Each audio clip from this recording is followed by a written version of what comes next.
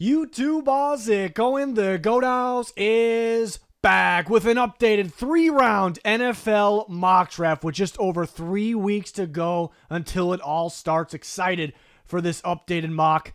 Let's get to it. This is a predict the pick mock draft, so not necessarily what I would do, so something to keep in mind as we go through the 3 rounds of this mock. First overall pick to the Tennessee Titans. Still have Cam Ward, been predicting that for a little bit. They kind of built that offensive line for him. Everyone's expecting this. It would be a surprise if it wasn't Cam Ward first to the Titans, so we're going to continue to roll with it. Don't have to go too much in depth about it. It feels like this is where the draft starts. Pick 2, the Cleveland Browns. I have them right now going with Abdul Carter, the elite prospect out of Penn State, pairing him with Myles Garrett. My God, that would be a dynamic duo. But man, the talk was at first, like over a month ago, maybe 2 months ago, the Browns will be taking a quarterback at 2. And I bought into that because they don't have a lot of money to spend. They need a cheap quarterback option that could save their future. So it kind of made sense for them to go Sanders. Now that could still happen. Part of me is like, yeah, now what's coming out might be smoke. What we heard back then might be legit. It makes sense. But right now it feels like the Browns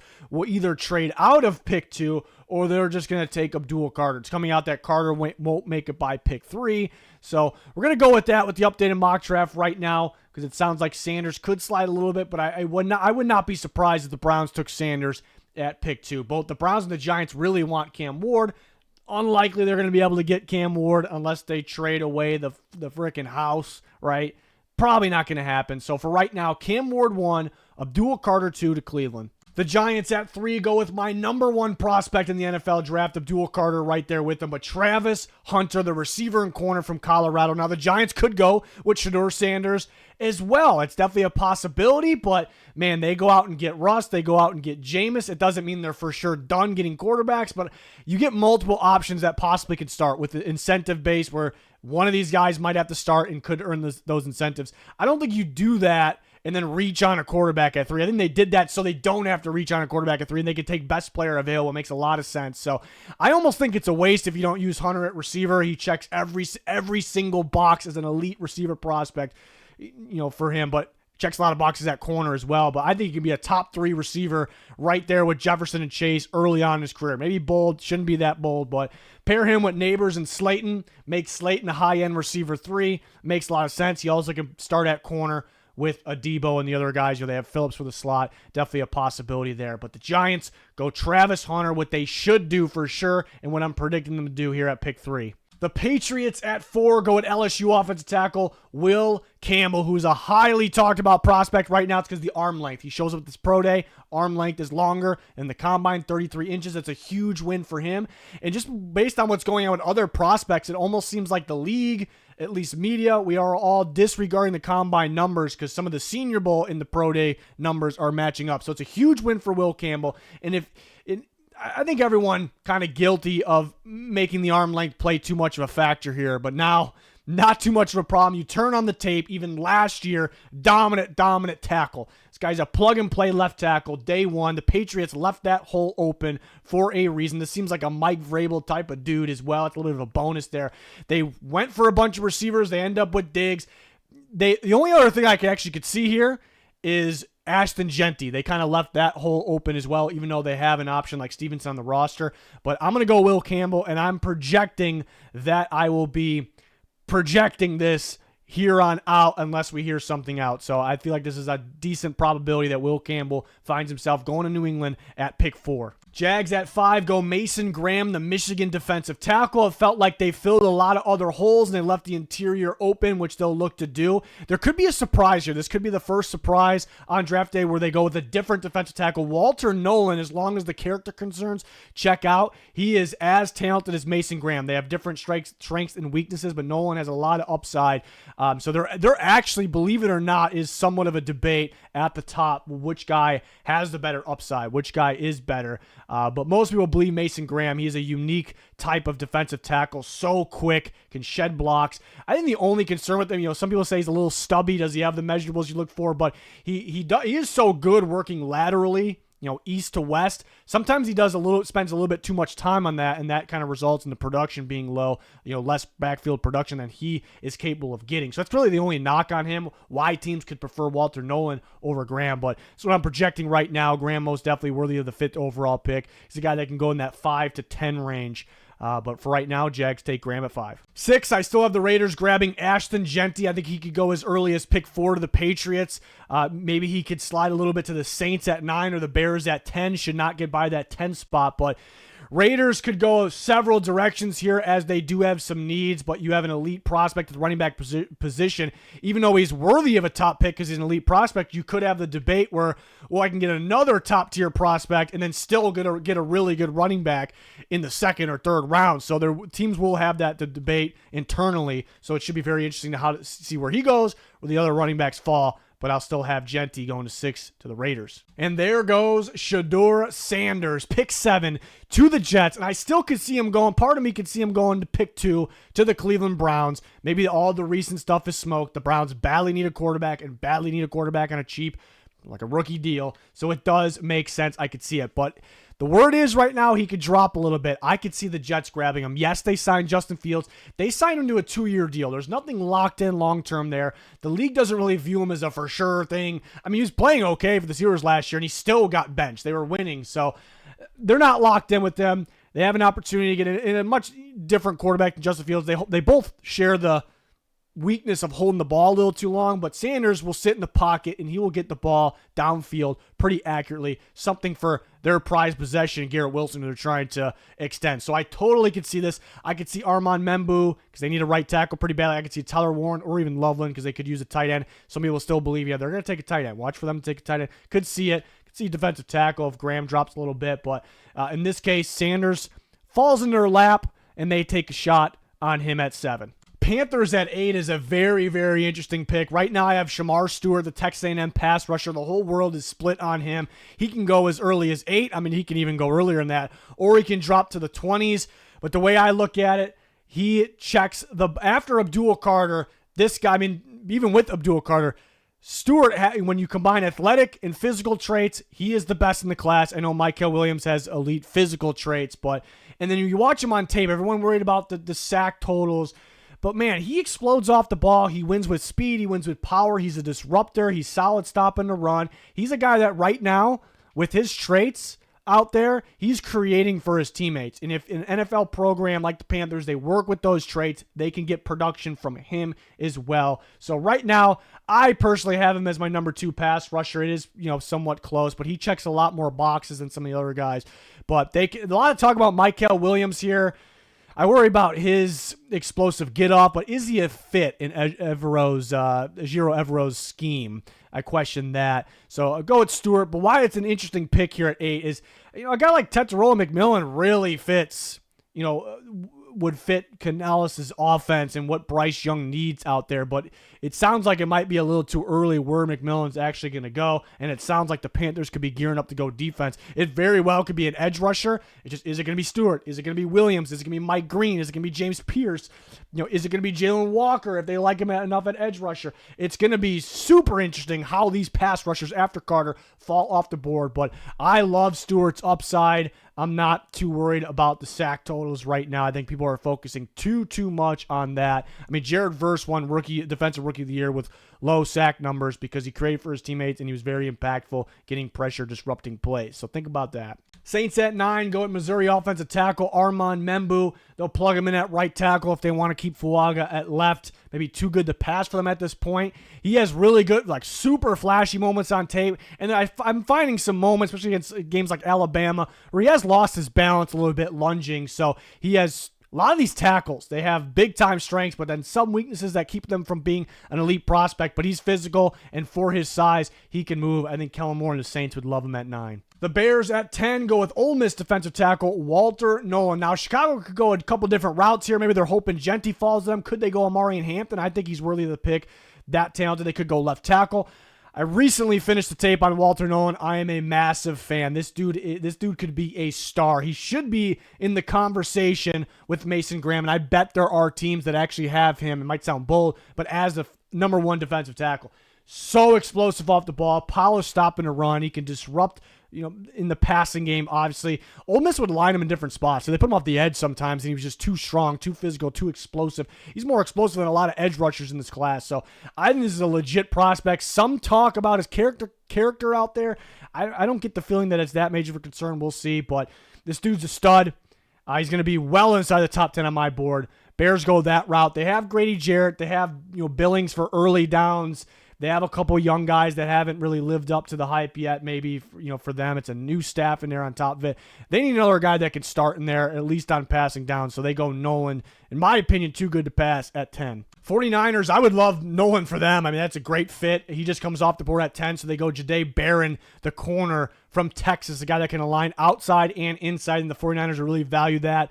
And pair him with Lenore and Renardo Green. Looked pretty decent for them last year, but Niners actually have some needs. They can go deep tackle, they can go edge, they can go corner, they can go guard, they can go tackle. It's still a talented team, but they can go several different directions here.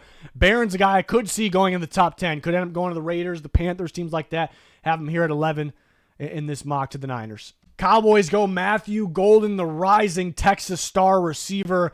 Super speedy, but a big-time separator, and he makes big-time plays in big-time moments. He's actually a decent contested catcher, given he's not the biggest dude in the world. He's actually a very good contested catcher. He's really good tracking the ball. His best football is ahead of him. Texas had so many options. They like dumping it off their running backs. They like dumping it underneath the helm, the tight end as well. So many options that is why his production wasn't elite. They really tried to spread the ball out. They really kept it underneath. He's open downfield at times where the ball is not going his way. The Cowboys badly need a receiver. They cannot go into the season like they did last year with early in the year CeeDee Lamb getting bracketed, getting doubled essentially, a help over the top, and then limiting elsewhere. You want to get the most out of CeeDee Lamb by doing that. You get another big-time guy like this. They could go Tet McMillan. I could see Jerry Jones really valuing the Texas kid that went far and produced in big moments. In big games and in big moments of games. 13, the Dolphins go Will Johnson, the corner from Michigan. A big need. They have a couple big needs, obviously, but a big need at corner. Pair a guy with Jalen Ramsey. Ramsey's still balling, but he's not going to be around forever. But Will Johnson is that perfect guy for Jalen Ramsey to mentor, like a perfect situation. Long, instinctive corner, especially in zone, just a big-time playmaker. The chatter on him kind of got quiet. I really don't think it did in the league. He should go around this range. Could he go earlier? Could go a little later? Sure, I think the Dolphins would love to have him, pair him with Jalen Ramsey. Tyler Warren to the Colts. I don't think he gets by this point. Certainly, some of these teams could prefer Colson Loveland over Warren because he's a little smoother of a route runner. I think Tyler Warren is the ultimate guy right now that people are overthinking. Every year, there's maybe several prospects, but usually top prospects. I think he's the ultimate guy that people are overthinking right now because they think, there's quicker tight ends, there's better route runners, better separators. But, man, if you watch Warren, well, first of all, he's over 1,000-yard tight end. That's difficult. Brock Bowers wasn't even doing it. Second, this is one of the best teams in the country, and at times, Penn State's only answer was to have Warren carry them on offense. Teams knew it was coming. They still could not stop him. He's a contested catcher. He's physical. He's a dog. People were overthinking him. I think it's the latest he goes. He can go to the Jets up at pick 7. Certainly possible. The Colts would be perfect. Perfect addition for them at 14. Falcons at 15 go at Mykel Williams, Georgia, pass rusher. If you're taking him at 15, you're banking on those physical traits kind of working out in the NFL, giving him upside. Where he is polished to stop and run, very good there. Sometimes Georgia would move him inside and his length would be too much for guards, so that's great. But where he's really lacking is some people talk about the production, consistent pressure, sure. I think where he's really lacking is the lack of get off speed. But he's not terrible in that category. He's just nowhere near the other prospects. Georgia's tricky, though. They have their pass rushers kind of focusing on setting the edge first, kind of sitting and reading, sometimes dropping in coverage. It's how Georgia's been the last several years, so it is a little tricky to judge. Maybe if you have him just get off the ball and go, maybe he'd be a little more explosive off the ball. So, yeah, he's a little tricky. He's kind of a boomer bust guy. I think NFL teams would be a little higher on him than maybe I am, maybe the media is, maybe you are out there. Cardinals at 16 go Kenneth Grant, Michigan defensive tackle, a unique prospect because he's so big and he's such a smooth mover for his size. That's so rare, and he instantly upgrades your run defense. But, man, he's a factor in the passing game, and he has so much upside. He's a guy that could swallow blockers because of his size and his talent, really, and that could, you got to double him. It creates for his teammates. So a lot of upside. I think Jonathan Gannon will be a big fan. Maybe too good to pass. I'm a fan of Grant's game. But I did consider some linemen, specifically Ohio State linemen. Take a look at, I love Donovan Jackson, and the Cardinals would like him. Josh Simmons, possibility as well. Cardinals brought in Ohio State's offensive line coach as their offensive line coach. They need some help there. So those are possibilities as well. But Grant, maybe just a little bit better of the prospect compared to the other guys. 17, the Bengals go with Georgia linebacker / pass rusher Jalen Walker. Here's the thing with Walker. He's probably a better edge rusher than he is off-ball linebacker, but I do think he needs to do both. When he was lining up, at the college level, teams were like, is that guy actually rushing off the edge, or is he dropping in coverage because he's a linebacker? What is he doing there? And I think that opened opportunities up for him off the edge. He doesn't really have the measurables, which isn't a huge deal for me off the edge. I think he needs to do a bit of both. I think Al Golden, the Bengals, would get the most out of him here and just maybe too good to pass. He's a guy I could see go top 10 or drop a little bit because the measurables aren't there and teams are going to be like, what do we do with them exactly? He's not going to be for everyone. Typically, those guys fall a little bit, but all it takes is one team up top. 18, the Seahawks go with Calvin Banks Jr., who was a star left tackle for Texas, but some talk about him possibly being a better guard. I think he's a tackle, but I do think he could be a really good guard. In this case, Seahawks take him. They put him at guard. I think he'd be a Pro Bowl level guard, and he has that ability to slide to tackle, either tackle spot if somebody's injured. So I think it'll be pretty valuable to a team like Seattle. But they can go Donovan Jackson here. They can go Gray Zabel. Those are really solid fits at the guard position as well. And a guy like Jackson could also slide to tackle. A guy like Zabel could slide to center or tackle, actually. But they go at Banks here at 18. 19, the Bucs go at Mike Green, the star pass rusher from Marshall. Super productive. He's an interesting prospect. I could see him going top 10 because he's so good at getting after the quarterback. He's explosive. He has so many different ways of winning with his moves, stops the run. Or I could see him going later because he's undersized, and sometimes that shows on tape. I finished his tape recently. It's a ride. You look at specifically, games like, well, really any game. He has moments where the undersized part shows. He gets his ass kicked. Tackles are thrown around, and all of a sudden he has like 10 straight pass rush reps where it's like they can't even block him. He's maneuvering inside, he's spinning, he's beating him with speed off the edge, he's stuffing the run. So it's like, it's a little bit of a roller coaster, but he's going to get after the quarterback at the next level, even if he has plays where he's getting his ass kicked because he's a little undersized. But he's going to get it after the quarterback. So Bucs really value guys when they stop the run first. So I know, like Mike Green at 19, a rangy first-round prospect. Maybe a little bit of a surprise here at 20, the Broncos taking Travion Henderson, running back from Ohio State. Where it's surprising is maybe over Omarion Hampton. Maybe people won't be able to see. I would much prefer Omarion Hampton, but it's a Sean Payton move, not only to make a surprise pick, but go get a guy that specifically fits him and just make sure he gets some. No risk in it. And Henderson just feels like his maybe Reggie Bush, not as good. Obviously, the explosive ability from Henderson says first round, but there's some other things that make me have him as a day 2 guy. Vision isn't fully there. Would I fully agree with it, taking Henderson in the first or over Hampton? No, but I think he'd work out for the Broncos. I think he'd be very, very solid for them, obviously, still. There's going to be surprises on draft day. This time of the year, the comment section, the people out there, they're just mind-blown about the surprise mocks, but there's going to be more surprises than anyone thinks. Here's one that could happen. 21, the Steelers go with Derek Harmon, defensive tackle from Oregon. Seems like a really solid fit. They kind of left that hole open to pair with Hayward and Benton, kind of complete the trio. But again, Hayward's not going to be around forever, so they need one for now and the future. Harmon, a really solid pick right here. Really good at shedding the blocks. He needs the finish tackles, finish sacks a little bit better. If he can do that, he could be a star. 22, the Chargers go at Colston Loveland, tight end from Michigan. So obviously Harbaugh coaching him at Michigan a couple years ago. Chargers badly need another tight end, even though they did bring in Tyler Conklin, who could be pretty solid for them. But really solid separating tight end. I could see him going earlier in this. It's definitely a possibility. Where Tyler Warren and Loveland fall off the board, could be much earlier, or it could be like this. But if he's there, I don't think the Chargers pass on him at 22. And there goes Tetaroa McMillan, the Arizona star receiver, drops in the Packers' lap. So the Packers have no choice but to actually take a receiver in the first round finally here. And they need a legit receiver 1. They have a bunch of receiver 2s on their roster, so they would have to do this. A big body outside guy that I actually like when Arizona puts him in the slot, and when I think his best ball is actually not contested catches, which he's very capable of, and he has upside there, but going across the middle of the field in traffic, he is actually very good at. But a lot of talk about him dropping, and it's definitely possible, seeing all the linemen, the edge rushers going up earlier, and him being a 4-5 guy, which isn't that big of a deal. But just look at history, where these types of receivers go in the draft. And, some things coming out about him on a podcast saying he doesn't love watching football. I'm not making a big deal about that, but it's obviously not ideal. Is it a bad thing? We're not making a big deal about it. It's maybe not ideal. And there was some talk that he's a big-time volleyball player. Does he have more focus on that? There's going to be questions, right? I remember Josh Rosen, it was like, he's a tennis guy. His family kind of pushed him into football. He wanted to play tennis. So it kind of reminds me of that a little bit. I don't think it's to that degree. I don't think he's going to be a bust like Rosen. It's just there's some other chatter going on, and I wanted to kind of mention it. But it's a big-time receiver prospect that would really boost the Packers. So he could drop to this range. Chargers, Packers, definitely a possibility. But he also can go as early as the Panthers pick at 8. I totally could see him going to the Panthers at 8. So very interesting prospect for day one of the draft. Vikings at 24 go with Donovan Jackson, Ohio State offensive lineman. A perfect scenario here for Minnesota because Donovan Jackson, I'm a huge fan. I think he should go earlier. I'd watch out for the Cardinals at 16. It's definitely a possibility.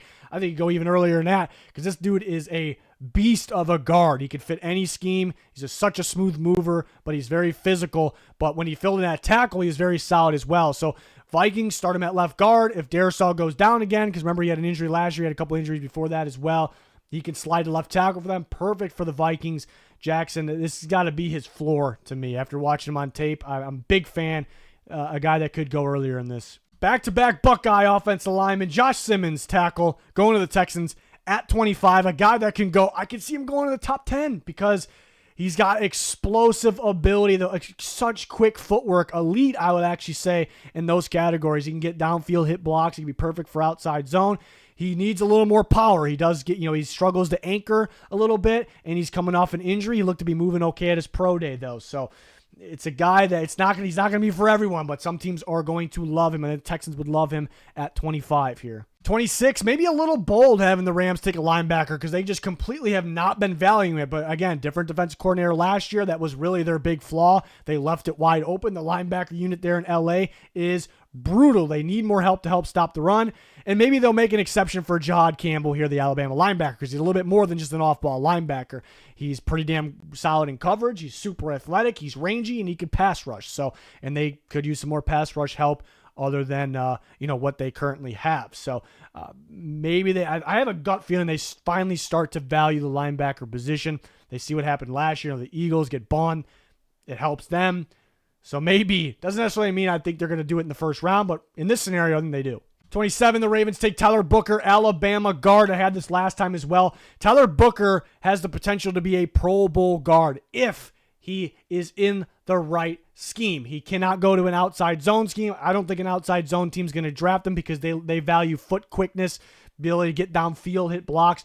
Booker's just not that smooth, not that quick of a mover, but he is a bully. He doesn't let guys by him, really. If he's latched on, they're not getting anywhere. He's so physical, perfect for the Ravens blocking scheme where it's a lot of just north and south blocking. I should say north blocking, man, gap scheme. And the Ravens' biggest need probably is guard. They could use an edge or a corner as well, but this would be a really good fit, and I think he would pan out very nicely in this scheme. Lions at 28 go with James Pierce Jr., Tennessee pass rusher. Falls right in their lap. Very productive, very explosive, very fast. He actually can play off-ball linebacker, too. He can drop in coverage if you need him to, but he's really solid off the edge. Yeah, he's another guy. The edge rush group, how are they going to come off the board? It's very intriguing. He's a little on the thinner side. I thought he was better 2 years ago than last year. Is he going to be for everyone? We'll see. It does kind of rely on his speed, his get off at times, but he gets after the quarterback in different ways. He's actually decent stopping the run. You wouldn't think he would be. Lions are a team, they have a big need off the edge, but not too many needs after that. Could they possibly trade up to make sure they get one of these top edge prospects here? We'll see. But they get Pierce at 28 here in this scenario. 29, the Commanders take Omarion Hampton, North Carolina running back. Hampton, I know the Commanders need defensive help, but Hampton in that offense, that offense would be deadly. How are you stopping that offense? They improved it so much. Why not stop there? Hampton's the guy I could see go up around pick 10, maybe to the Bears. If Jeanty's off the board at 4, maybe the Raiders take Hampton at 6. I could see it. He's a top 10 player for me. It's a rare type of running back prospect. When you see a running back with this size, the violence that he has, the speed on top of that, the pass protecting ability, and on top of all that, he has the pass catching ability as well. You do not see that from running backs. You don't see it. So He should go earlier in this. Maybe he slips through a little bit because of some surprises. He's an upgrade from what they have, and he can do it all. You don't have to use Robinson in the short yardage and Eckler when you want to throw him the ball. You want to throw the ball, it becomes too obvious. You can do everything with Hampton in the game. I love that fit. If he falls in their lap, it's a steal. Bills at 30 get their pass rusher, Donovan Ezeraku of Boston College. Consistently productive, super productive, explosive off the ball, really good outside moves. With the athleticism and the length and the production he has, I think he's got to go in the first round here. He's kind of another version of Mike Green. Maybe some teams would prefer Ezeraku because he's got more of the length. He's a little bigger, and he had production against ACC competition rather than Mike Green, playing in a smaller conference, even though he did play some solid teams and had production versus them. So Bills, add another pass rusher here to help them right now and look out for the future at 30 with Ezeraku. 31, the Chiefs go at Josh Connerly Jr., a guy that I could see going a lot earlier in this. I'm a big fan of Connerly. Very smooth mover. He got better over the course of his career. The Chiefs definitely could still, even though they added Jalen Moore, there's nothing, they're not locked in with him. Long term, they're not locked in with him necessarily being the starter. They're going to make sure the offense line's much better than last year. They're going to focus on that first for sure. Connerly would be a great pick here at 31 for the Chiefs. And before we get to rounds 2 and 3, the Eagles at 32 have a Georgia Bulldog fall right in their lap. That has happened before. Wouldn't be that much of a surprise. Maybe it surprised some people. But Malachi Starks could go early. He can go around here. Last year's tape, wasn't as good as the year before, and I'll tell you why. It's because Georgia kind of had him playing in the slot a lot last year, a lot of man coverage. And if you watch, he ended even on plays that ended successfully because his makeup speed, his range, length, ball skills. He would kind of let guys behind him a bit. He'd be chasing after guys in slot, man coverage from the slot. 2 years ago, he played a lot more free safety, a lot of split safety coverage, and he was able to showcase his true ability, being a safety, using his range and ball skills. So kind of got to watch that tape, but teams could be pretty split on him. I think maybe more likely end of the first round, so the Eagles get Starks here, pair him with Blankenship here at pick 32. Second round, 33. Now the Browns get their quarterback of the future, Jackson Dart, quarterback Ole Miss. Maybe they trade up a little bit to get the fifth-year option on him. Gray Zabel could easily be a first-round pick. Could even see a middle of the first round. He ended up slipping through. Giants grab him. He can compete to start at either guard or center, and he has the ability to fill in that tackle for them if they want. Luther Burden, another guy. This is showing how good this draft class is, how much it's better than what people thought. There are some position groups that are a little overrated or it's a little thin as we get further on the draft, but day 2 is going to be super strong. But Luther Burden has the ability, the talent, where he could go early. He can go in the middle of the first round, but he's strictly a slot receiver at this moment. I heard some attitude issues with him. I don't know how big of a thing that is, but the Titans grab him at 35. Emeka Egbuka, I think it's pretty realistic. He ends up going early second. The Jags get him to replace Christian Kirk. Raiders go Ben Morrison, first-round talent corner from Notre Dame, but coming off injury, could push him into round 2. Patriots get their running back of the future, Quinshon Judkins, Ohio State back. Big fan of him. I think he's going to be better in the NFL than he was in college. Remember, he was splitting a little bit. Bears get their running back, Caleb Johnson, Iowa. I think a perfect fit for Ben Johnson's scheme. Outside zone, but physical home run hitter, can catch the ball, can block. So I think people are sleeping on him recently. Trey Amos, I think, is a first-round talent. He ended up slipping through a little bit. Saints got McKinney. They got Taylor. They move around a little bit. They typically, we'll see, different staff, but they typically value corners super highly. So I think they wouldn't be afraid to grab Amos here. Too good to pass at 40. Bears at 41, Ariante Ursary from Minnesota. Played a lot of outside zone there, which will fit Ben Johnson's offense, but he's physical too, so I think he'd be pretty scheme versatile. That top day 2 option at tackle, maybe a little bit of drop off after him. Jets take Mason Taylor, tight end from LSU at 42. I think very likely the third tight end off the board after the obvious first round guys. JT Tuimoloau from Ohio State, huge fan, really good fit opposite of Nick Bosa. Could even drop in coverage for the Niners, which they will look for. Tyleik Williams, run stuffer from Ohio State, will help Cowboys stop the run a little better. Pair him next to Odigizua, Carson Schlesinger, linebacker from UCLA. Colts don't have too many needs, but big ones at tight end at the linebacker position. Schlesinger, a big year this last year, very instinctive. Siobhan Revel, I love that fit. And Jeff Ulbricht's defense for the Falcons, long corner. First-round talent, just coming off an injury, kind of pushes him in round 2. Jonah Savaiinaya for the Arizona Cardinals. I like him a little better at guard, but he also can play tackle. He can help the Cardinals either right tackle or at guard for them, so it makes sense. Nick Amanwori, Another guy that could possibly go in the first round, safety from South Carolina, Freaky Dude, going to play in the box a lot. Dolphins loading up their secondary in this scenario. Bengals grab Xavier Watts, big-time playmaking safety from Notre Dame, so obviously a good fit with Al Golden. Trey Harris, so the Seahawks are kind of lacking that big body outside contested catch receiver, if you will, and you get one right here. Broncos go Jalen Noel, a guy that could be sneaky and go in the first round. Really solid slot receiver, super athletic, really good route runner, very productive. Really good fit for the Broncos there, what they're looking for at the slot receiver position. Seahawks, again, another offensive lineman, Marcus Bowe, offensive line from Purdue. He can play center for them. He can play guard, or he can even fill in at right tackle for them. So kind of really helps in multiple spots, and they're really starting to fill out their offensive line in this scenario. The only down thing here is the Seahawks, they kind of put themselves in the position where they have to kind of forced to take a bunch of linemen early. You want to be able to take best player available, things like that. So we'll see how they approach this. But luckily, they got a couple picks here. Max Harrison ended up dropping a little bit. There's some character concern thoughts out there. I think they're better corners, even though he's a freak athlete, but the Bucs would love to have him here at 53. Nick Scorton, edge rusher from Texas A&M. The Purdue tape, much better than the A&M tape. Feels like he plays a little heavy sometimes, but he's got some good pass rush moves, had really good production at Purdue 2 years ago rather than A&M this year. Joshua Farmer, big fan of his. Chargers badly need interior defensive line.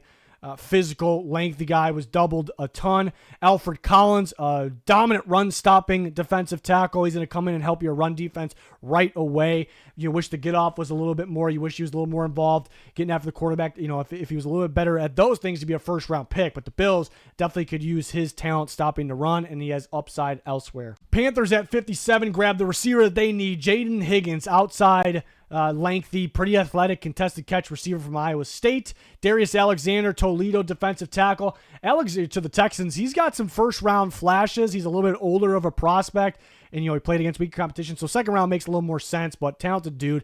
Braden Swinson, edge rusher from LSU, an intriguing prospect because he was so good rushing the passer this year. He didn't work out at Oregon because he didn't do a good job setting the edge, and you see that pop up at times in the run game here at LSU, but he's a explosive, talented pass rusher off the edge.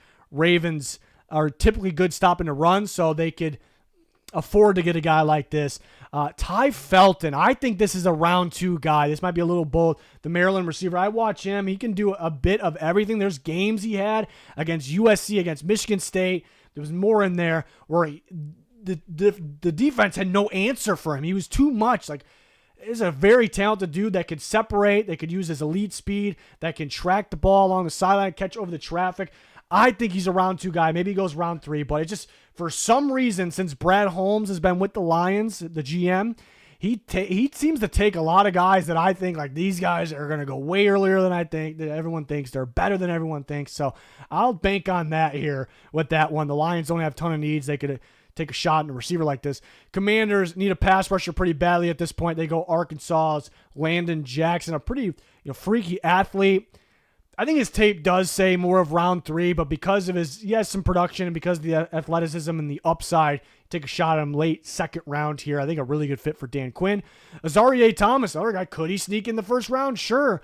Bills are trying to be able to run a little more man coverage, and that's where Thomas comes in play here. They don't want to be stuck.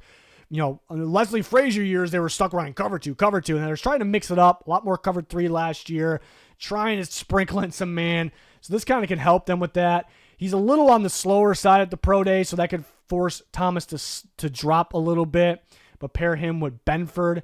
Tate Ratledge, the Chiefs we had him get a tackle. They need a guard as well. It just seems like a really solid fit. I think it's a safe pick around this range. And then the Eagles go at Vernon Broughton. I'm going to talk about him a little more in depth in an upcoming video. The Texas defensive tackle. Nobody's talking about him right now. He is a stud. He went on a tear in the playoffs. Even without the stats might not show it. Arizona State game, I almost think he didn't have a sack in that game. He was unblockable in that game. Eagles know their shit. They will see it. They need defensive tackle as well. Third round, Giants take a shot in a quarterback. Quinn Ewers, quarterback from Texas. He had moments. He had games like the Michigan game this year, the Alabama game last year when he first stepped on the field against Alabama years ago, where this looked like a future first-round guy. He had first-round tape out there, but then he had some bad moments down the stretch, but with several injuries at the same time. Put him in there with Russ and Jameis. This would be great for the Giants. You get a quarterback like this instead of reaching on one in first round. Chiefs grab Cam Scadaboo. That would be fun. It seems like a Chiefs running back. guy that is physical and can catch the football. It'd be awesome for them. Kyle Williams could sneak in the second round. Browns badly need a receiver, really explosive, home run hitting, good tracking receiver from Washington State. Isaiah Bond, another guy who has a shot to go second round. Can play slot, can play outside.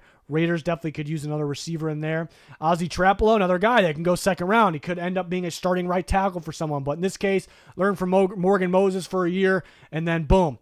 Patriots have Will Campbell and Trapolo starting for the future. It just feels like another Vrabel type alignment here. Kevin Winston Jr., safety from Penn State, played a lot of free safety. I think when we watch him on tape, he's going to be better as a strong safety. Jags grab him here. Jalen Milroe comes off the board. You're banking off upside. You're banking off as athleticism, his arm strength. He's got a lot to work on, but a pretty good situation in Kellen Moore's offense. You can use him like Jalen Hurts. Princely McMillan, edge rush from Ole Miss. Been pretty productive between Florida and Ole Miss. He's super lengthy, super stridey. He reminds me of Robert Quinn a little bit. Bears could grab him here. It'd be a guy Dennis Allen will like. He's a little patient in his rush. Doesn't have the most explosive get off, so that's why I think this is more of his range. In my opinion, some people say he's a round 2 guy. We'll see. Jets at 73 go Cameron Williams. I think teams will be split on him. He allowed a lot of pressure, but he's big, physical, lengthy, and I think he's pretty quick for his size as well. A lot of upside. Maybe it's a guy you don't start right away, but the Jets could use a right tackle, and that's where he played. Darian Porter for the Panthers, lengthy athletic corner from Iowa State. Jared Wilson, I think, be a really good scheme fit at center for Kyle Shanahan's offense. Very athletic center. Dylan Sampson for the Cowboys, so they get the running back to compete with Javonte Williams and Miles Sanders. Dylan Sampson, a home run hitting guy. Actually pretty physical, can pass protect as well. Had kind of an injury during the pre-draft process. Torrey Horton, I'm a huge fan of him. It kind of gives me some Diggs vibes. He might be a little lengthier, so good pair him with Stephon Diggs. Another receiver for Drake May. Jack Besh for the Cardinals, a guy that can play in the slot for them as well as outside. Sure-handed guy. Miles Frazier, one of my favorites. Another guy we'll talk about more in depth in another video. People are sleeping on him as a really good right guard for the LSU Tigers this year. This would be a really good pick in the third round. Anthony Belton, another solid day 2 tackle, physical. Had a pretty solid season. He's just not, I guess, the most athletic guy in the world. But Colts, I think, could probably convert him to right tackle for the future. Learn from Braden Smith from a year. Could they convert him to guard if they need him to, right guard as well? I could see that. It's maybe too good to pass, and they could use the help. Bengals go TJ Sanders, defensive tackle from South Carolina. I think third round's more of his range. Some people are a little hyped on him.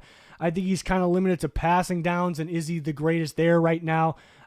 He's pretty explosive. He's got some length to him, but some more help at D tackle for the Bengals. Seahawks grab a tight end, Harold Fannin. Tricky one. Super productive, explosive after the catch. A lot of things were schemed up for him. Needs the right system. Seahawks will definitely need a pass-catching tight end. R.J. Harvey for the Steelers. I like him for Arthur Smith's offense. They definitely need another running back. I could see them running some Wildcat with him. But a good runner as well, good pass catcher. The only knock on him is he isn't the greatest pass protector in the world. Danny Stutzman, another guy we'll talk about in a near future video. I think people really just stopped talking about him. They were talking about him last year. This is a very solid downhill gap filling, good tackling, sneaky athletic inside linebacker. I think Todd Bowles will love him. Be that future linebacker, take over for Levante David.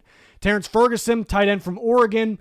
Be a really good fit for Bo Nix and the Denver Broncos. A little bit more blocking ability than, not that he's the greatest, but then a guy like Evan Ingram. Jalen Royals for the Chargers, so they grab a receiver that just seems like a Greg Roman type receiver, gadget guy, really good after the catch, good athleticism. I guess the question is how efficient is he as a route runner and a separator, but he has the athleticism. Shamar Turner for the Packers, very intriguing prospect. The way he explodes off the ball, the way he disrupts plays, I just see upside, how athletic he is, but he's a little bit of a tweener, under 290 pounds. Where do you play him? But we're a high upside guy here in the third round. Gunnar Helm for the Jags, physical tight end. I like his tape. He's more athletic than the combine showed. He's an underrated blocker. I think his best football is ahead of him here, so the Jags grab him at 88. Elijah Arroyo, tight end from Miami for the Texans at 89. He's a guy that can go earlier in this as well. Teams will be split. Is he kind of just a big receiver? Got open downfield. More sneaky athletic than just pure athletic tight end to me. But he could kind of be a Brevin Jordan, a better Brevin Jordan for the Texans, I suppose. Zaw Frazier, another one of my favorites, corner from Texas San Antonio. Super good tape. He's got length. He's got freak athleticism. Feels like a Rams corner to me. They used him a lot in press man. I see a lot of upside in zone. This would be a hell of a pick for the Rams in the third round.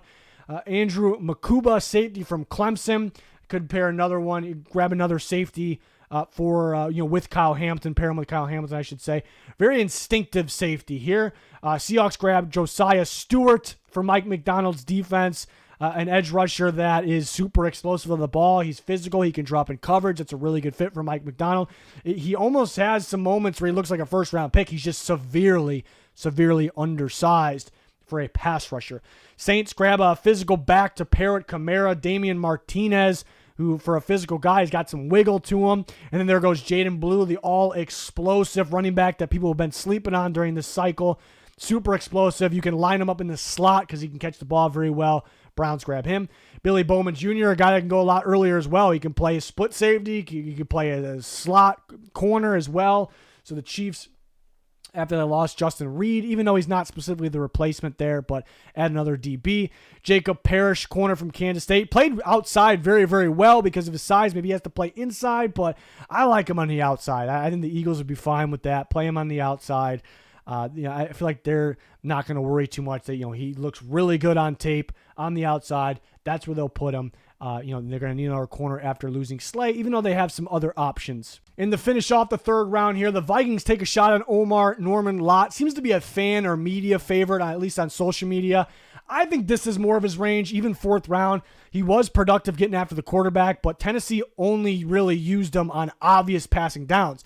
When they used him on maybe running downs, it didn't go great. He got bullied, so he's a little undersized. And he was in there when he knew he didn't have to worry about stop and run. Just go after the quarterback. So that would be the reason for the high pressure rate. So people might be overhyping a little bit, but he's freaky off the ball. He's got production getting after the quarterback. I think a good situation with the Vikings. You'll pair him with some of the other guys they had and the guys they brought in that aren't going to be around forever. Charles Grant, William & Mary offensive tackle. He's getting a lot of hype lately because he's super lengthy and he's super athletic combined with that length, I should say. So there's a lot to like, a guy you want to work with. For as athletic as he is, he's not, I don't know if he's the smoothest mover. He almost is when he's getting downfield, but when he has to go use the quickness, there's a lot he has to work with. Plays a little tall, the hand placement, and he played weaker competition. So this is kind of, to me, it's a little bit of a project with high upside. So some people are talking about second round. I think this is more of his range. I think a really good scheme fit for West Coast outside zone Mike McDaniel offense.